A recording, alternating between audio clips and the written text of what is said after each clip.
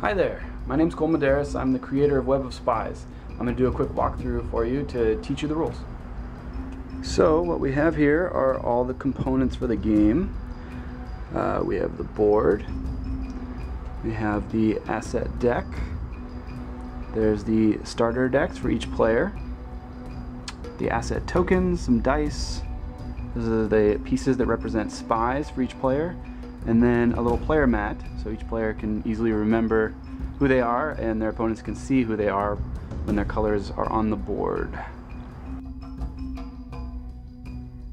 So when we're setting up the play, the first thing we're going to do is give the starting spies to each of the players, and then we're also going to give them one of these starting decks. Everybody's starting deck is actually the same set of cards. Each player has a false identity, a black car, silence pistol, and they'll have 7 blank spy cards. So now that each player has their starting assets, we're going to be determining where in the world we're going to begin. So we're going to determine that region by rolling the white dice. So here we go. 3. So we are actually starting in Africa. The board is designed such that anytime you need to select a region, you roll the white dice, and anytime you need to select a city in that area, you roll the black dice. So in this case, the first player to select their places would then roll the black dice here, and 2. So my agents would start in Algiers. Okay, so now that we've placed all the agents, now it's time to place the starting assets. Now you see here there's 2 public assets and 1 secret asset. So the way those are determined is I'm going to, of course, shuffle and place the asset deck face down. And then I'm going to roll these 2 dice for, let's say, the white asset. So that's going here in South America and at Buenos Aires. So I place that token there, and then I draw a card for this slot. Quick thinking. So now the agents know if they go to Buenos Aires, they can pick up the quick thinking card and add that to their deck later on. And I'll do that again to fill in the second public asset. 4, 4. So that's up here in Europe. That is in Rome. So place that token there, and I draw the second public asset, which is a wire transfer. Players can now go to Rome to pick up a wire transfer and add it to their deck to use later on. Now the third asset is a secret asset. So I actually place it face down and roll for the location. So I got 6, 2. So that's over here in Manila. So let's place that guy. And now players know if they go there, they can buy the face down asset, but they don't know what it is until they buy it. So at this point, the stage is set. Players each draw 5 cards from their starting decks, and they begin with the starting player. Okay, so let's say I am the blue player. So to start the game, like I said before, we're going to draw 5 cards. Now these would be secret from players, but I'm just going to put them face up here. So I drew a blank card, Ooh, there's my false identity, another blank card, and my car. Now, blank cards may seem not that great, but they're actually useful because in this game, every single card can be used to move your agents or to buy new cards. So now I have some things to consider here.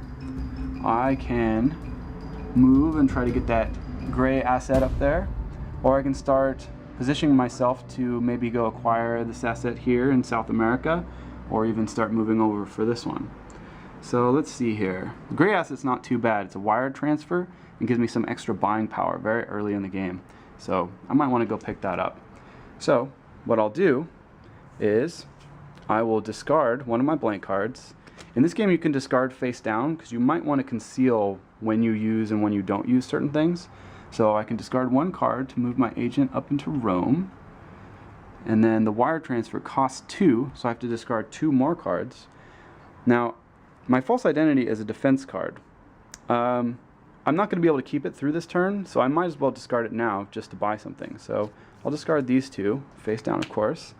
Then I can take the wire transfer and place it into my discard. And now I have a couple more options. My black car here, I can move an agent 2 spaces, or I could trash it to use in combat, either to attack or defend. So I could go and drive in and start attacking people in my continent, but I might want to wait. Trashing that card so early is probably a bad idea.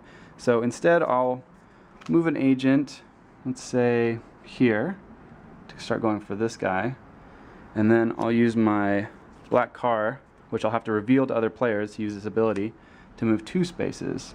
And I will take another agent here and here. Now this one was removed because I bought this asset. And now that it's the end of my turn, if I had any cards left, I would discard them, but I don't. So instead I draw back up to 5, so that'd be my remaining cards from my starting deck. And then I roll to replace this gray asset. So 1-1. That's up here in Vancouver. Place that there. And this is a public asset, so I reveal it to everybody. A bomb. Bombs are really kind of cool. You can trash it when an opponent reveals a vehicle, similar to the car I just revealed. When opponent reveals a vehicle to move, you trash it. You kill the bomb, and you kill the agent and their vehicle. It's pretty fun stuff. So there's just one turn in Web of Spies, and then it will go to the next player. An important tactic in the game actually is the fact that some locations can be contested. Now what this means is red agent maybe moved earlier here to grab this gray asset, but then when I move my blue agent in, I've now blocked them from buying that, which essentially means you have to have more spies in that city than any other player in order to buy that asset. So red player, if they really want this asset, can either kill me or potentially bring another red agent in here. And if they manage to do that, they can then buy it out from under me.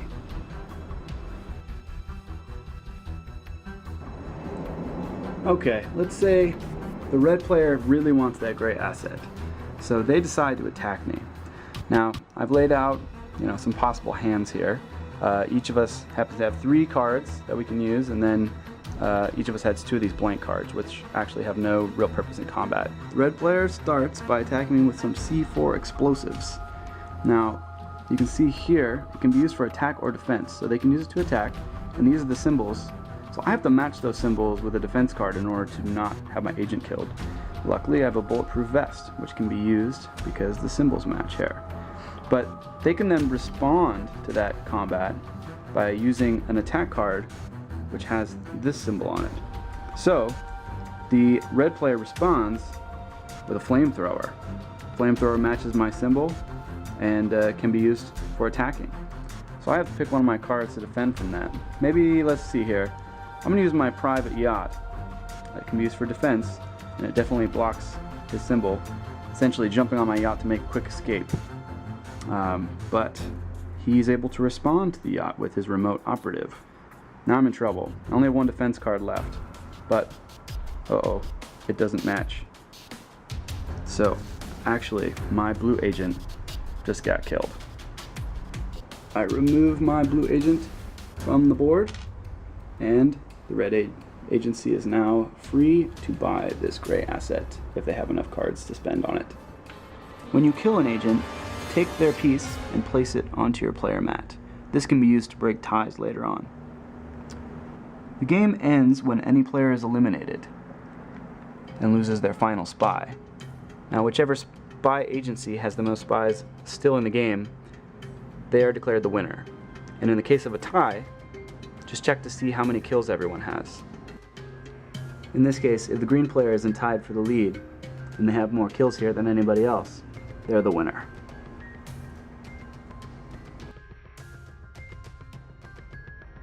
So part of what I think makes the game so much fun and interesting and replayable, even for me, is basically seeing which assets come up. There's about 70 or so different asset cards, and depending on which ones come up early in the game or late in the game, and which ones the player managed to acquire, there's just so many different possibilities. You never quite know what another player has in their hand because of the secret asset that they could be acquiring. And even if they have an awesome thing, the question is, do they have it when they really need it? And do you have your assets when you really need it? And that's what I think makes the game really exciting and fun.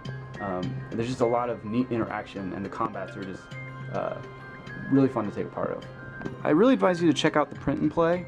Kind of, you can get a sense for all these different cards and sort of look through them.